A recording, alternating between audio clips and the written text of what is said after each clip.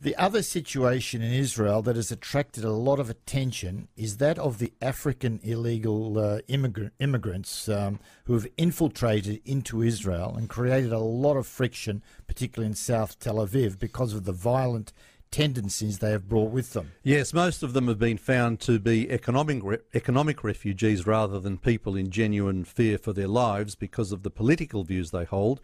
And PM Netanyahu has apparently done an about-face on the deal he struck to deport approximately half of them to Europe and keep about half in Israel. Golan is a particular political activist leading the charge to do something about these people, so we wanted to hear directly from her about the latest developments. I spoke with May on Sunday night, so let's listen to her summary of where things are at on this issue. May, thank you for joining us again on Nothing Left. Please, can you bring us up to date on what's been happening? Well, a lot has been happening for the last, week. It's really been amazing. We started off with thinking that we are going through with the same procedure that the government and the Prime Minister, Benjamin Netanyahu, has promised us with deporting and sending back illegal infiltrators to their countries or to a third country. And then we found out that the radical left NGOs has submitted another petition to the courthouse against it, demanding to show who are the third countries, the countries that are African countries that are willing to accept the infiltrators and what they're being offered.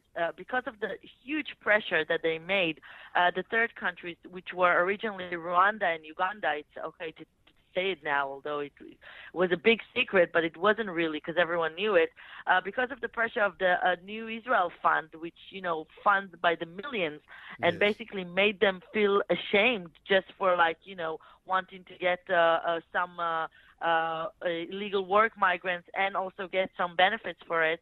They canceled the agreements with Israel, which led, the Supreme Court to demand, the Prime Minister to bring new countries.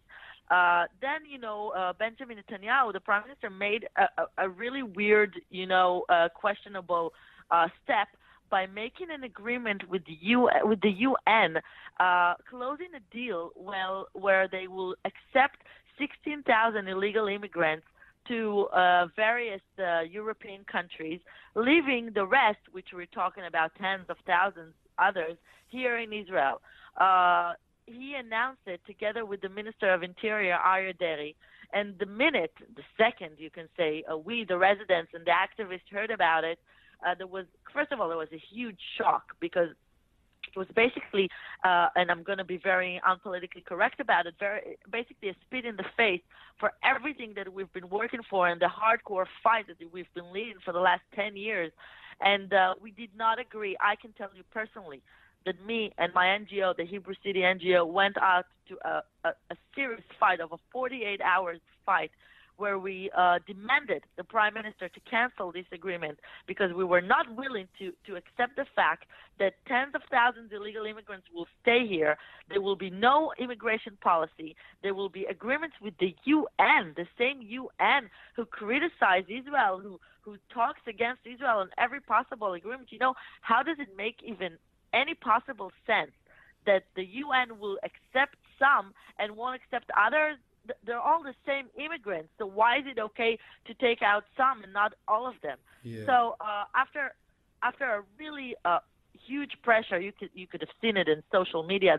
The Facebook page of the Prime Minister, of Benjamin Netanyahu, was filled with comments against this resolution, and you could have seen that it's not a local issue anymore. It's a really national issue, which, I'm proud to say that we have led the fight for the residents of Israel to understand that this is a huge risk, not just for the current status of Israel, but for the future, for the future demographic, the Jewish demographic of this nation.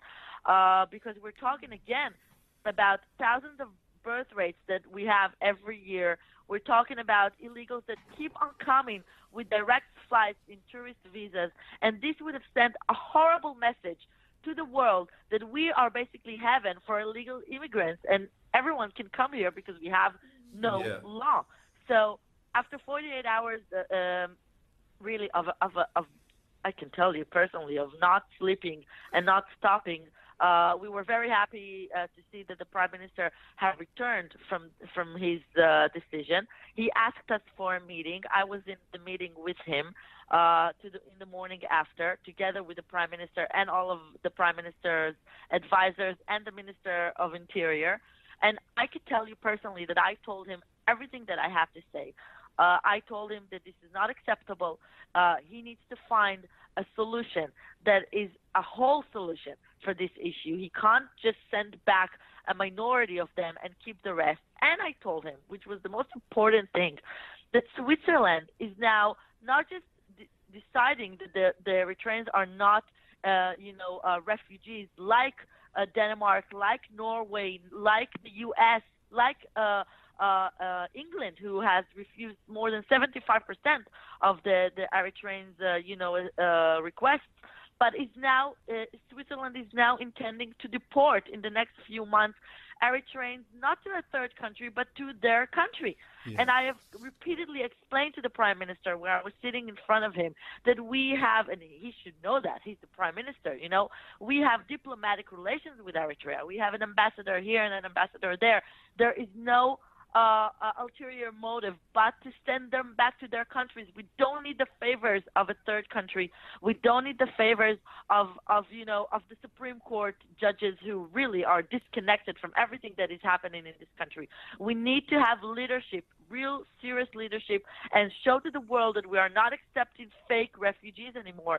And a day after, really in the morning after, we have heard everything that's been happening with Switzerland, and also a huge steps forward with, our Prime Minister have been saying all along that he can't bypass the Supreme Court because he doesn't have enough votes in the coalition. We had a party called Kולם with Moshe Kahlon, the Minister of Finances, that wouldn't let this to bypass, but we have put an enormous pressure on him, and he realized that he won't pass. He literally won't pass the next elections if he would disappoint the public like that. And he has finally, in his greater, goodness, have announced that he would let Benjamin Netanyahu and the rest of the government bypass the Supreme Court on this issue. And there basically now, there is nothing basically that is preventing from this government to finally, make a decision and send those illegal infiltrators back, make a real law, because there's finally a way and a serious path to not let, and I call it like that, not let the dictatorship of the Supreme Court judges, 9 Supreme Court judges who basically dismiss, a democratic people that were vote in a democratic way, our representative in the government, they rule out every possible decision they do as though we went and chose them in the last elections. So right now, we are really, just last sentence, we're just really expecting the Prime Minister to hold on to his promises to his public. Yeah, I just want to understand. So the original deal meant that about half of these people would be sent to other countries and half would remain in Israel, but you were unhappy with that. And on what basis were you unhappy with that? Okay, so on the base that is a huge misled by the media. We are not talking about half of the people, because the media, the numbers that the media is giving and are just lies, clear lies. They are not, when they're telling you that there's 40,000, they're talking only about the eligible men, the single men. They're not talking about the families. They're not talking about the tens of thousands of women. They're not talking about the kids, and they're definitely not talking about the men that they call support the other women, the men that has allegedly, request for an asylum seeking. We're talking about not less than 80,000 just in Tel Aviv, and I'm standing behind my stats, and I have said it on every possible live media in Israel, and believe me, I did not get a slander suit until today, so I know I'm right. When they're talking to you about 30,000, 40,000, they're only talking about the numbers that they are willing to deport, in the first stage. But this is not the real number. So when they're saying half, it's half of nothing. It's not even a quarter of the real numbers. So we couldn't have accepted that, because that would have meant that there are tens of thousands that were left behind here. And I'm telling you again, it's not just the issue of South Tel Aviv anymore. It's all over Israel. It's in many, many other neighborhoods and many, many other cities, because when the left organizations are saying now, after 10 years of a fight, let's, spread them around the country, you don't need to spread them anymore. They're already spread. And it's a real danger to the fact that in not even 10, in 5 years from now, we will watch another minority that is being built here and is being grown. You can already see their kids saying that this country doesn't belong to us.